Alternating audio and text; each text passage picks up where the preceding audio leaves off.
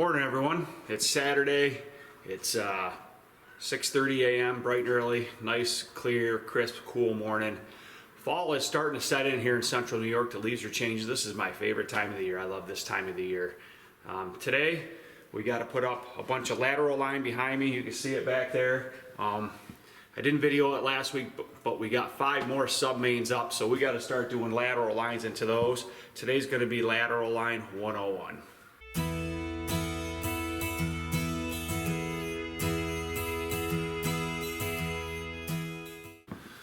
Alright, so I got the lateral line loaded up. I'm going to grab the few tools that we need, and then we're going to head up on the mountain.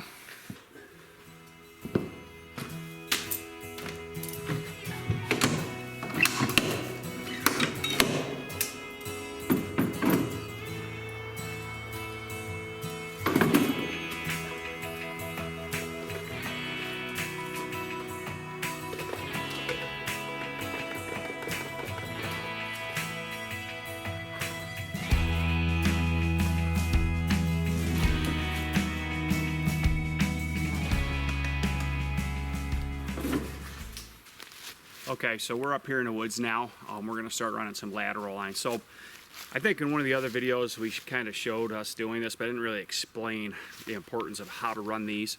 So when you're running lateral lines, this is 5/16 line. This goes from the maple trees, tree to tree to tree, and then it comes into the sub mains that we've been putting up. It's very important that you use as many trees as you can, because that's what holds this line up. If you don't use trees, and once the sap starts running and the line gets full, it's going to fall right to the ground. So the goal is to use as many trees as you can. Also, you want to run it so it's in the sun, if that makes any sense. So as the sun comes up in the morning, everything's frozen from the night before. The sun will thaw these lines out faster. And if you can get the sun beating on these lines, they're going to run a lot better and faster, than stuff that's in the shade. So it's very important. You just don't throw this stuff up. You kind of got to map out where you want them to go, and you got to keep them in the sun, and you got to use as many trees as you can. So we're going to show you how we do that.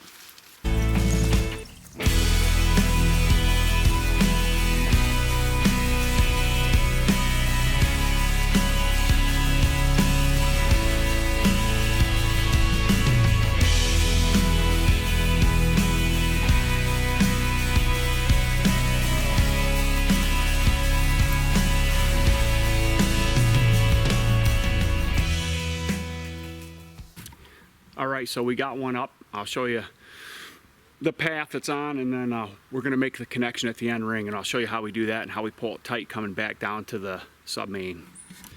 So I started on this one because this maple tree is on the lower side of our sub main, which isn't a problem if it's close, so you just go the opposite way around. So we're coming around, grabbing this guy, up through around that one, 4, 5, 6, 7.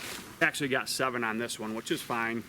I like anywhere between 4 to 7 is a good number. Alright, so we're at the end tree right here, and we're going to make this connection. This is called an end line ring. I don't know if you can see it. It's round.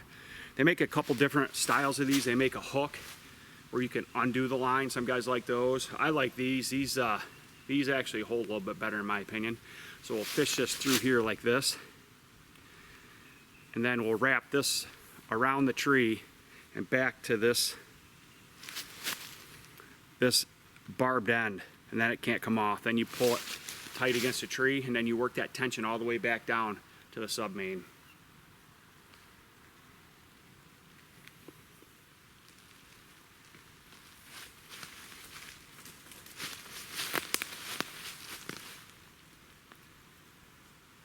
So I cheated today. I brought my spout tool for putting spouts in. This works good. This works really well instead of carrying a big heavy tool for just putting these small end stuff on, the end rings and the hook connectors. It's quick, just as quick. Put it in here. There you have it. So now we'll pull the tension back. You see it's loose because you want these tight when you start, because when you come back through and put your drop lines in, you're going to gain about this much every tap, so the line is going to get longer. But we can make that adjustment once it gets loose, and you just slide this back down and tighten it up. All right, now we'll pull the tension back tight all the way back down and then put the hook connector in. All right, so I've pulled the tension tight all the way back to this last maple tree. Now we're gonna wrap around this, put the hook connector on and hook it to the wire that's on top of the sub main. So that's a pretty simple process. You kind of just eyeball everything roughly right about there. And sometimes you want to take into consideration how much this sub main is gonna pull back too. So cut this off.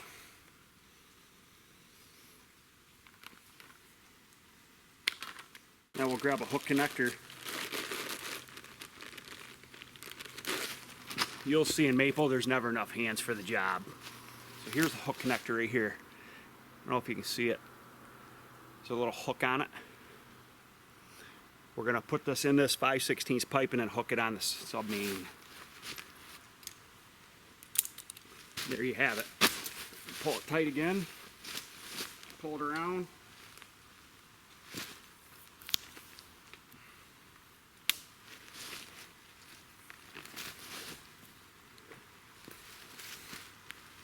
And while we're here, I like to put the small whip line on that's going to go into the spin seal nipple. That way it's done. Years past, I went down through and never put them on. Then it's another step. You got to come back and put them on. So we're going to put this on quick. A lot of times you can put this one on by hand. Then I just eyeball how big of a whip line we need. It's something about like that.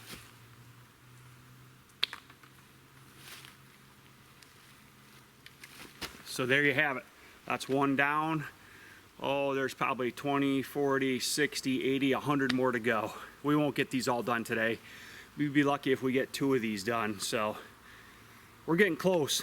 Like I said, it's September 14th. I hope to have this side of the woods built by the second week of October. That'll be perfect.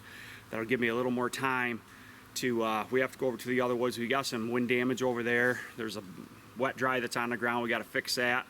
We also got to do some service on both vacuum pumps, my generator as well, and then we got to put tracks on a side-by-side. So there's plenty to do, but I want to get this done before it starts getting cold.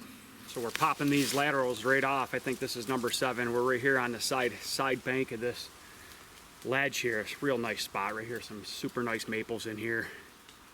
Nice little 5-tap run right here. I'll show you this one going up.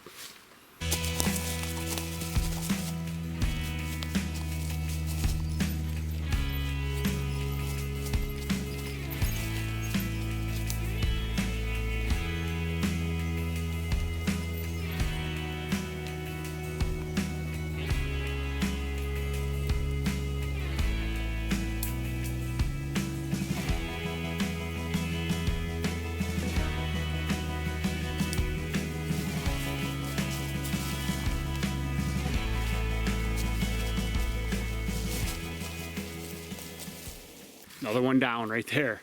I didn't tell you this the other day, but when I was in here, I almost lost the side-by-side off the hill. Forgot to put that parking brake on, and let me tell you something. It started to roll. Thank gosh me and the old man were here. We stopped it, but that thing may not have stopped till it got down to the main highway down there. That would not have been good.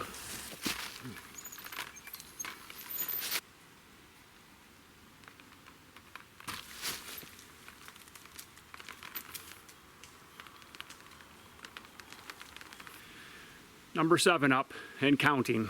So I got to book out of here in a few minutes. I got to go run an errand and I got to go get more hook connectors from the Maple Supply Store. So Dad's going to be coming up. He's going to start putting drops in. I don't think we've showed that, so we're going to show some of that as well. All right, so we've got that lateral line completed. It's almost 1:45. Decided to take a little water break. The old man, he's over there.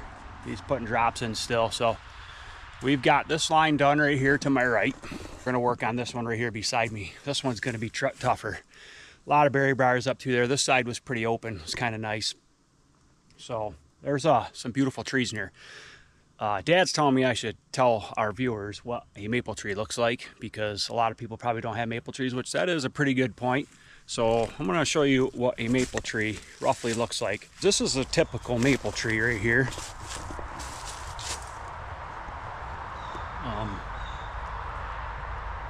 It's kind of like a whitish bark if you look at it.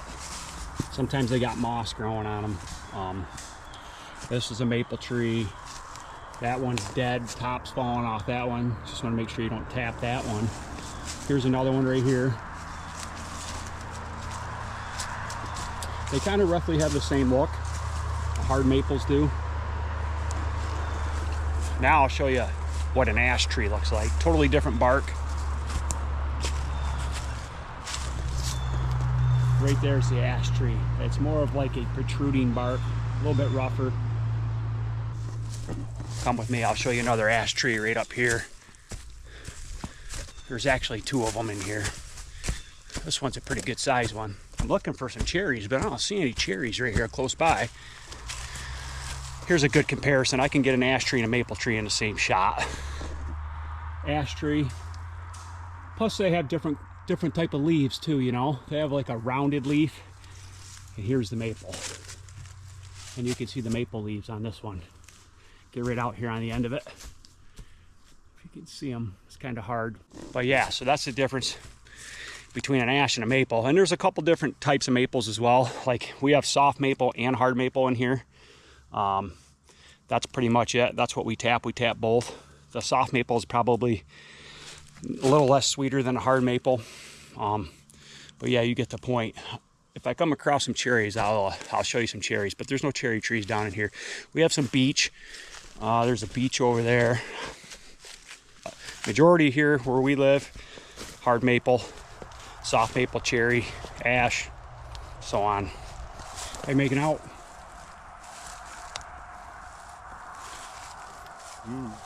I don't know what you're doing.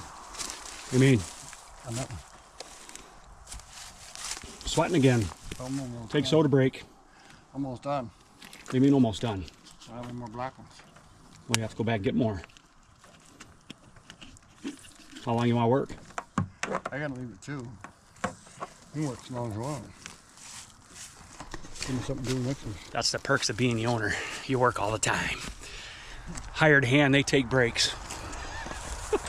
Yeah. I'm waiting for you. All right, water break's over. We're gonna get back to going up the other side of this mountain here. All right, that's gonna be it for today. We made great progress today. Dad was here, helped a bunch. We got this sub main over here, all the lateral lines into it, and all the drop lines into it, so that's ready for taps. Got halfway down this next one, maybe not quite half, but I'm running on fumes now. It's the end of the day, so I'm in no mood to go through that over there, which is a nasty briar patch, so we'll get that on next one. Thanks for watching.